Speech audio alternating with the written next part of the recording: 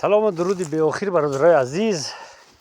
سلام و درودی بهترین بچه ها از پیوندو میپرسیده. اینا بچه ها پیوندای سال دیم شونه، اینا 25 دیم میشون. نگاه نه چقدر کلان کلان شدن. این سیو جنگلی های میگیم غورک میگیره مایده خراب است بچه.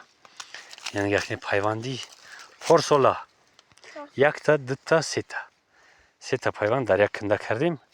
انشالله که خشور چسب بگن نوداشون نزدیم. نگاه کنید درست شگی و نصیب باشه ای بهار یا کی برف نزنم میزنیم شو.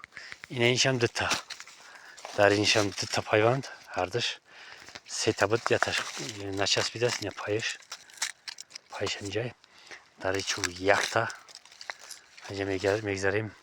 بچه عزیز این پیوند نچسبیده است. طرزی پیوند کنیم و خیلی بود نشان دادیم. نگاه کنید سبزای یک نوده نداره. ایرا بهار پیوند کردیم سبزای نوده نداره. نوده نکرده است. نگاه کنید بچه عزیز ایرا نمیکنیم میسته شاید که به سبزه این خودش سیو نگاه کنید که خورد داره.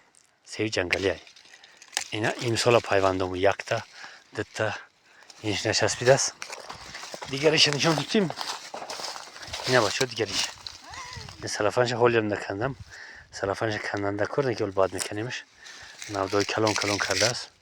اینش اک خوخه حتما اینا بچه طرز پیوند کنیم هم خیلی نواری پیوند کنی هست بسیاری.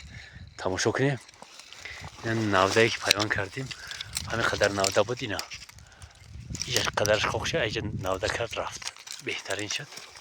این هم پیونده گفتیم پیوند کردیم. تماشا کنی بچه ها پیوند کنی بازم بشونه بازم پیوند کنی.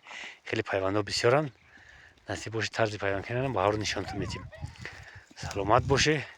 اینا اطراف ما همه خیلی برف پوش، هوا هم خنک. وقتی تگ افتاده یک کمتر گرمه افتاد که میشنه یخی سر میشه شمالی خنک میزنه. این بچه عزیز گومون در پشت هویان نصیب باشه پگه برف میباره یا پگه دیگه یا گوبر محکم میکنیم تا بهاره. سلامت باشه در امان باشه باز تا بازدید.